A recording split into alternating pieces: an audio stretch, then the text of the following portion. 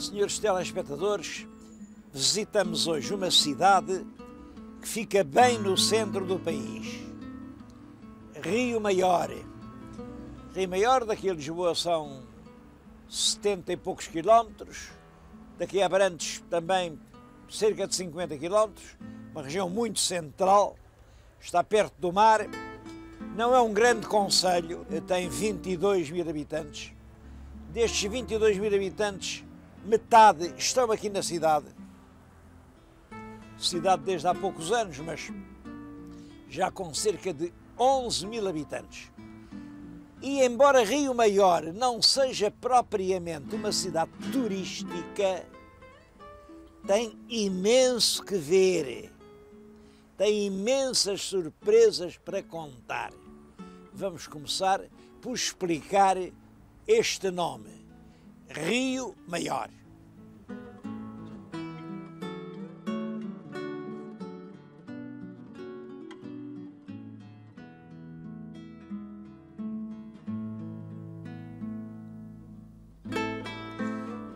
Toda a região é percorrida por vários cursos de água. Bom, e aqui, precisamente a cidade de Rio Maior, fica entre dois cursos que fazem realmente uma defesa natural, que é a Ribeira de São Gregório e uma outra ribeira que é maior e que por isso lhe chamam o Rio Maior. Estou a filmar justamente junto do Rio Maior. Hoje não parece assim um rio muito grande, mas estamos no verão. Ele já teve muito mais água do que hoje tem.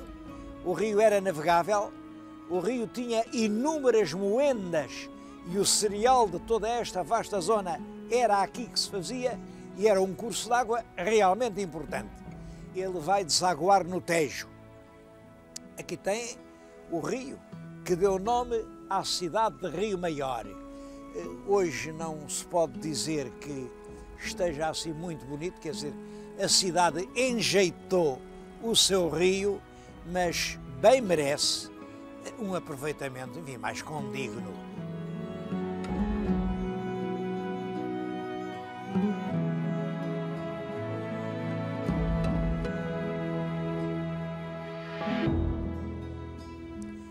A presença dos romanos foi especialmente importante. O senhor telespectador está a ver aquele hangarzinho que está além? Parece um hangar para guardar pequenos aviões? Não é. Venham comigo ver.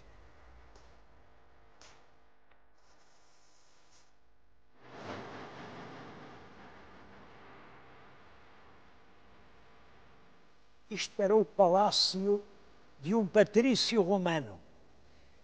A vila tinha duas partes.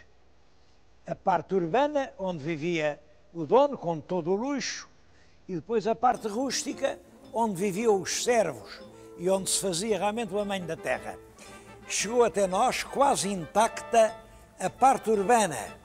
Estão a ver aqui o lindíssimo mosaico de uma sala que talvez fosse a sala de entrada do palácio. É uma coisa do século, não sei, terceiro, quarto, já não é dos primeiros anos. É já numa altura em que a civilização romana estava a desabar e dá-se uma coisa muito curiosa, talvez única aqui.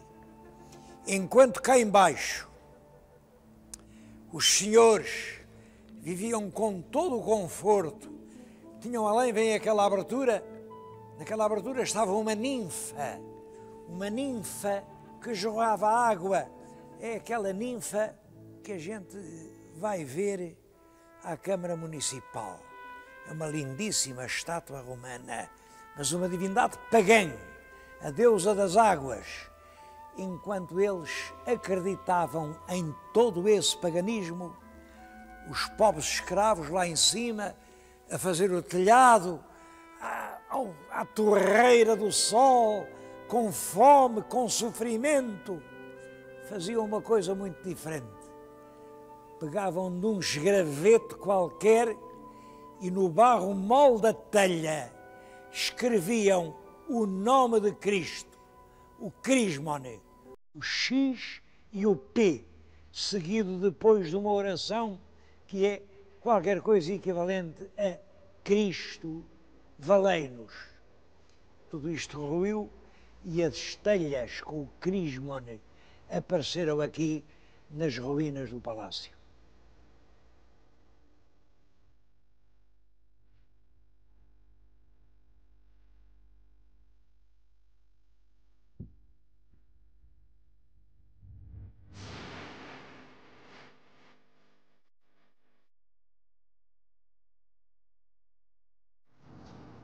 A joia da coroa de Rio Maior romano é esta estátua.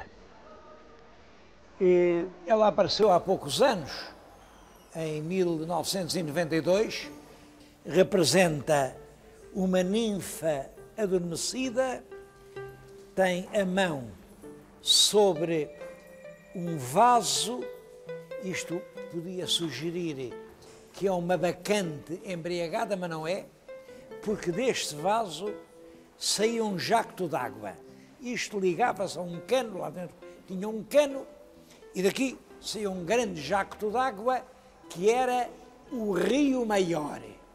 Daí que pensem que isto representa uma deusa tutelar de Rio Maior. Não sei se isso é assim, se não é.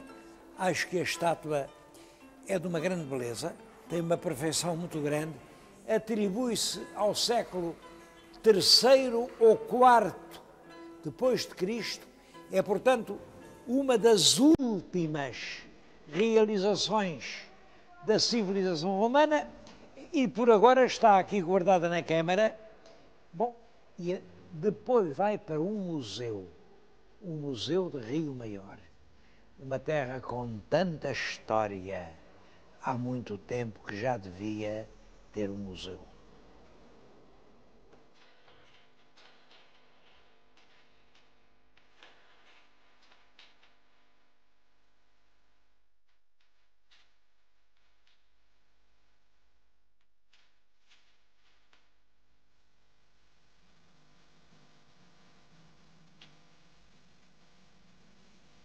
E muito antes dos romanos andarem por aqui, já isto era habitado. Há muitos sinais de cultura castreja, portanto, dá cerca de 3.000 anos. E antes da tal cultura castreja, há níveis de ocupação do bronze final.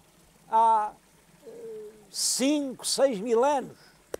E antes disso há o Calcolítico, há 7 ou 8.000 anos.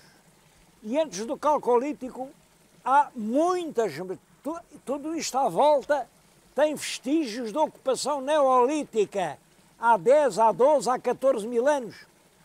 E muitíssimo antes do Neolítico, já por aqui andavam bandos humanos, na frase antiquíssima do Paleolítico.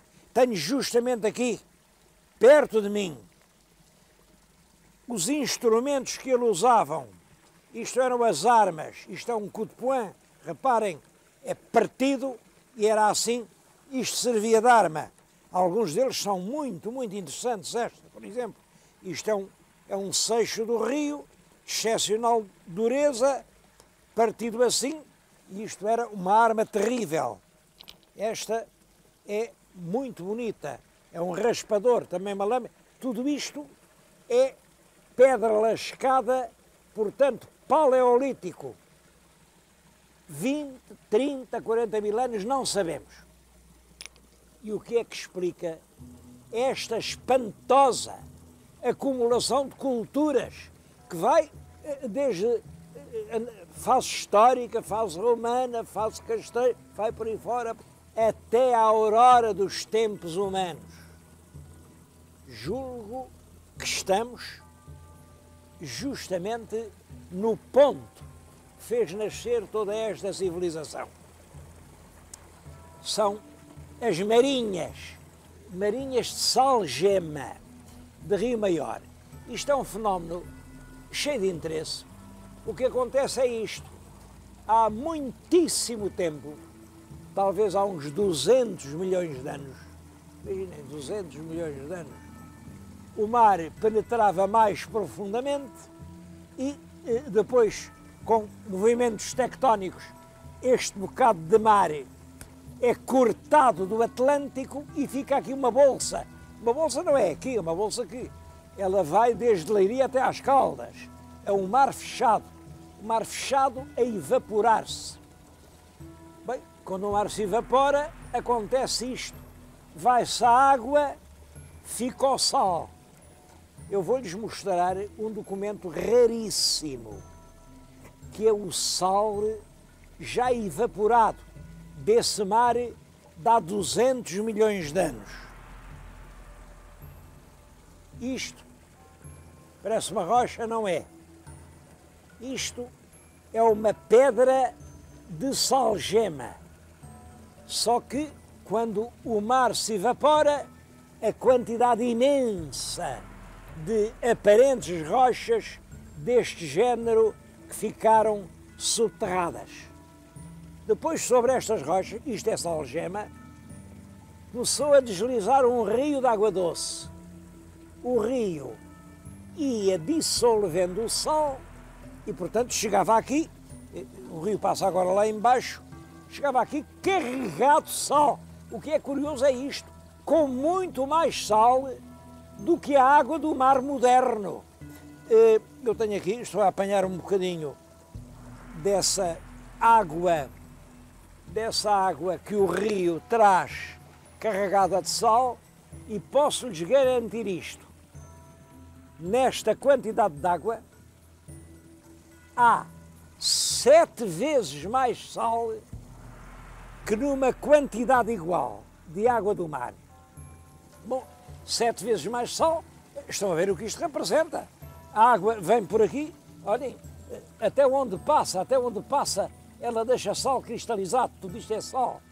Um sal puríssimo, porque não é o sal da água do mar evaporada, não. É um sal que já tem um processo de refinagem que durou milhões de anos. Primeiro, a água do mar cristalizou. Depois, a água do rio dissolveu-a e chega cá abaixo o sal mais puro do mundo. É um salgema já purificado. Devo dizer que este sal, como sempre, o sal é essencial à vida. E mesmo no Paleolítico, quando eu não acredito que houvesse nem comércio, não, mas o que havia era a vida humana. E a vida humana não passa sem sal. Ainda hoje, no batismo, se põe uma pitada de sal na língua do neófito para lhe garantir a vida eterna. Sem sal, ninguém pode viver. Ninguém pode viver. Daí que desde o Paleolítico, isso quer dizer, sei lá, 20 mil, 30 mil, 40 mil anos, os povos juntavam-se aqui à volta para poder ter este alimento precioso. E a prova de que juntava são estas pedras que eu lhes estou a mostrar. Estas armas são os primeiros instrumentos do engenho humano. Quando o homem soube fabricar os seus próprios utensílios, foi isto que fez. Falo nisto porque eu acho que a arqueologia portuguesa tem-se esquecido muito do sal. Ainda não temos uma arqueologia do sal, quando me parece quase certo que são duas grandes estradas paralelas. A estrada do nascimento e desenvolvimento da civilização na Península Ibérica e a estrada das grandes salinas que o mar fazia nascer e que o sol ajudava a secar. É o sol que faz da Península uma terra civilizada numa época relativamente prematura.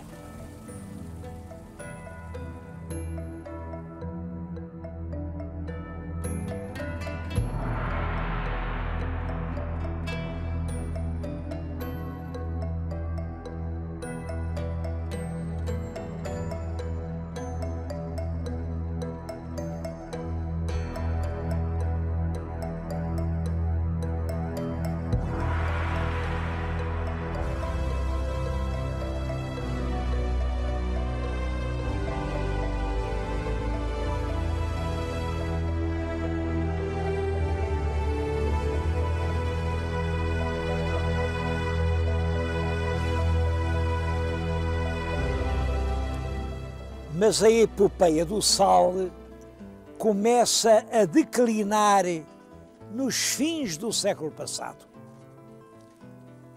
Até aí, a conservação dos alimentos, as barricas para as grandes viagens, a salga do peixe, era tudo feito com sal das salinas.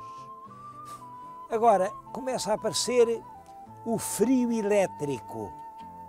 O sal já não faz tanta falta e muitas salinas começaram a declinar. Aqui em Rio Maior dá-se uma coisa curiosa. Quando as vendas do sal começam a diminuir, aparece um substituto. Imaginem, a venda da cebola. Eu tive a sorte de vir hoje, aqui a Rio Maior, no último dia da Feira da Cebola. Estou aqui com cebolas na mão, num pequeno stand, que durante a feira, foram 5 dias, vendeu perto de 20 mil quilos de cebola. Bom, e isto é um stand. Um stand, eu tenho aqui os donos do stand, o Eduardo, a Paula e o Diogo. Eles representam os pais é que são lavradores.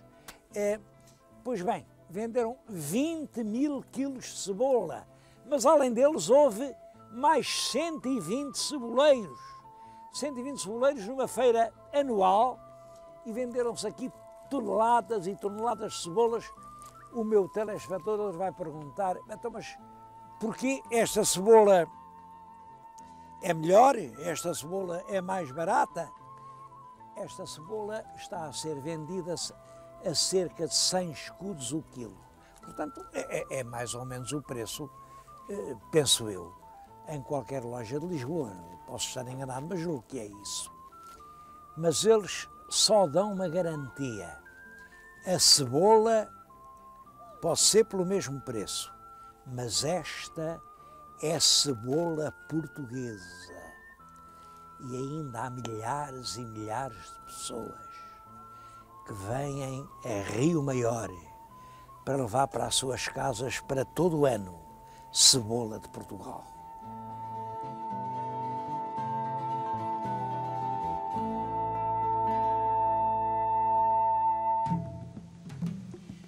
Das coisas mais curiosas aqui da região é esta ermida Dolmen de Alcobertas.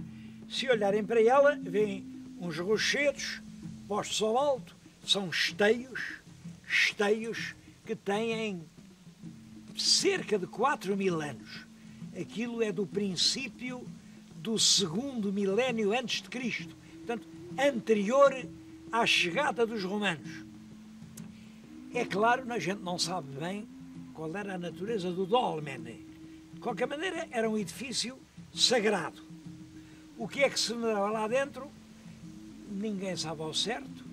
Talvez fosse a memória dos nossos mortos, dos nossos antepassados.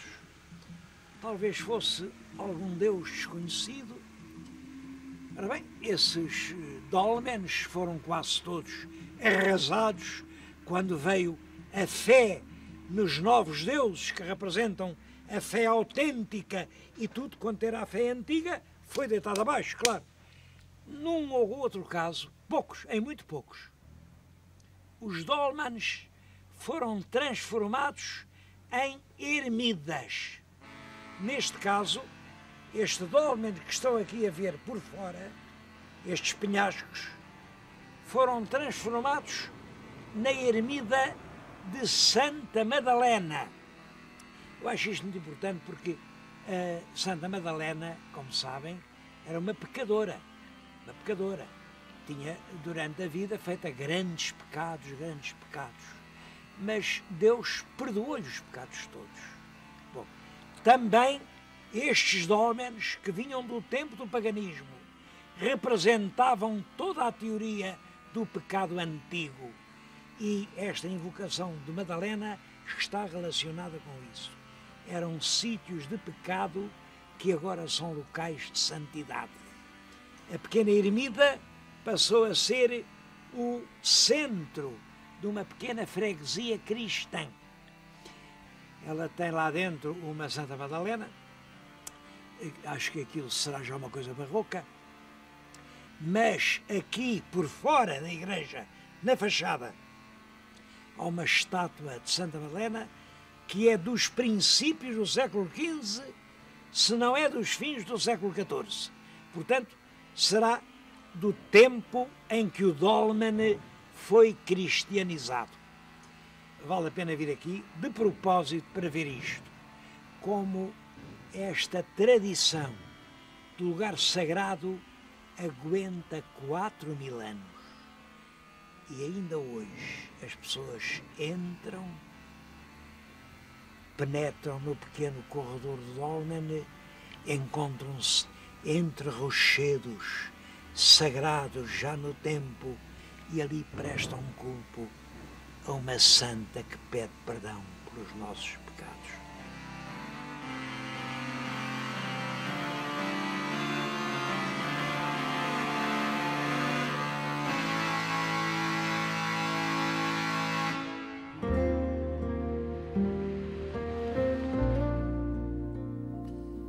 Mas Rio Maior não é só passado, não é só arqueologia, é essencialmente futuro.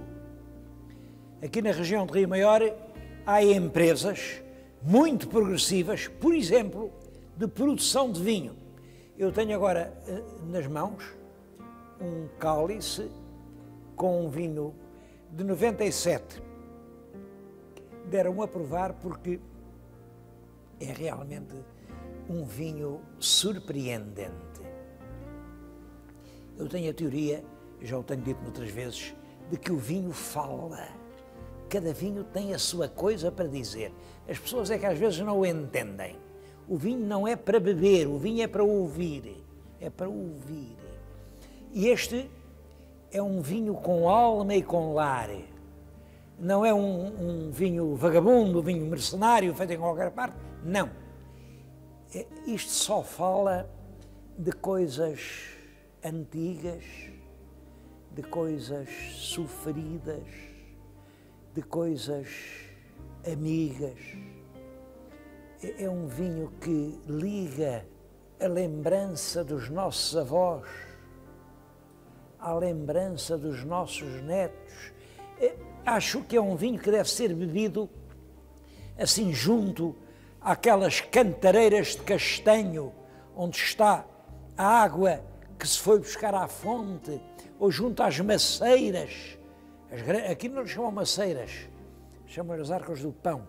As maceiras onde as avós estendiam o pão nosso de cada dia, ou talvez junto das arcas, onde debaixo das maçãs camoesas se guardava a colcha bordada que serviu na noite do nosso casamento.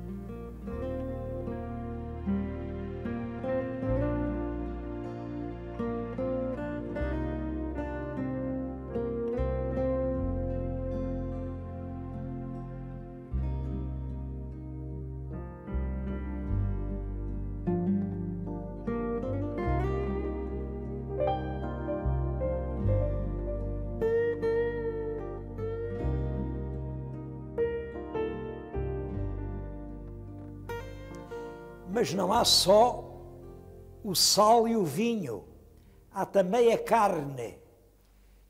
Existe aqui, existem várias fábricas. Eu vim só falar na mais importante de todas, e é mais importante por isto, porque emprega perto de 600 trabalhadores.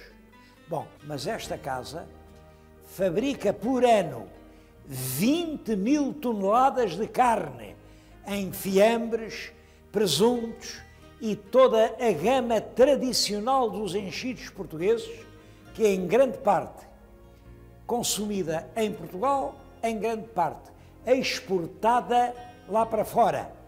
Há muitas comunidades de emigrantes portugueses que nas suas festas têm o paladar de Portugal, através das carnes preparadas aqui, nesta terra de Rio Maior.